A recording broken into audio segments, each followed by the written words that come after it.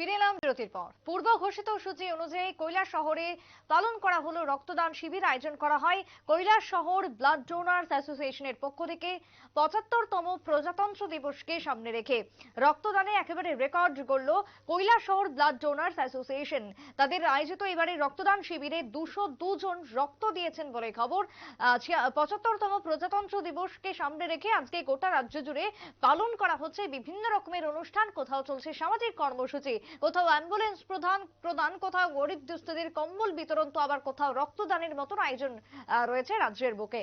এবং এবারের প্রজাতন্ত্র দিবসকে সামনে রেখে সকাল থেকে বিভিন্ন আয়োজন যেরকমটা ছিল তারই সঙ্গে কৈলাসহরে পালন করা হলো বিশেষ রক্তদান শিবিরের।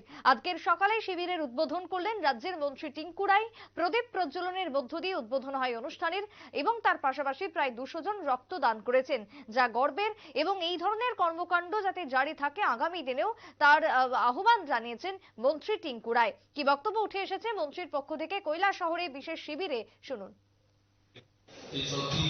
আমাদের কৈলাসহরে এরকম একজন ব্যক্তি ছিলেন যার সামাজিক শুধু ব্লাড ডোনার ডিসিশন নয়, এরকম অনেকগুলো সামাজিক কাজ উনি করেছেন যেগুলো আমরা কোনোদিনই কৈলাসহরের মানুষ সেটা বলতে পারবে না।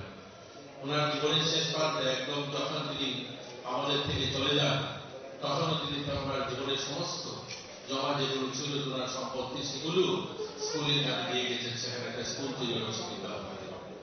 তো এই ধরনের একজন মহান মানুষ যার স্মৃতিতে আজকে এই অনুষ্ঠান আমরা করছি, ওনাকে শ্রদ্ধাঞ্জলি জানাই, ওনাকে নমন করি।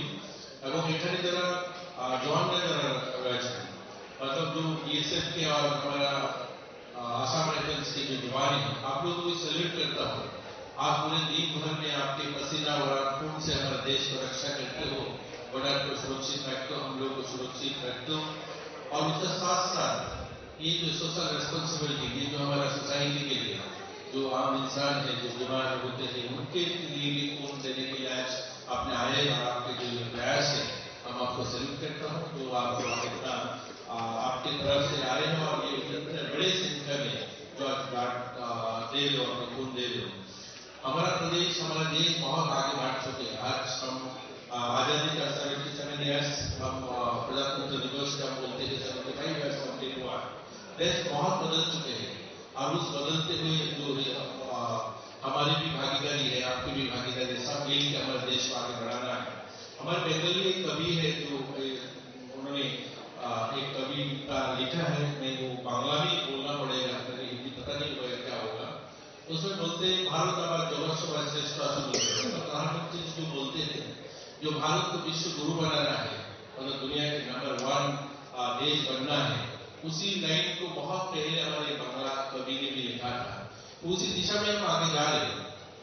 आप जिस त्रिपुरा में रक्तदान जहाँ पे अपनी ड्यूटी है, आप देखेंगे तो ये कैलाशहर से आज तक जाने में किसी एक टाइम 6 घंटा लगता था, 5 घंटा लगता था, हम 2.5 घंटा में जा। আপনারা শুনলেন মন্ত্রী টিঙ্কু রায়ের বক্তব্য। আজকের প্রজাতন্ত্র দিবসকে সামনে রেখে কৈলাসহর ব্লাড ডোনার্স অ্যাসোসিয়েশনে রাজ্যের যে সমস্ত সেনাকর্মীরা রয়েছেন তারা রক্তদান করেছেন এবং প্রায় ২০২ জন রক্তদান শিবিরে রক্ত দিয়েছেন। বিশেষ করে সেনা জওয়ানদের রক্তদান করা হয় আজকের এই বিশেষ শিবিরকে কেন্দ্র করে প্রজাতন্ত্র দিবস উপলক্ষে। ছোট্ট একটা বিরতির পর ফিরে আসছি, সঙ্গে থাকুন।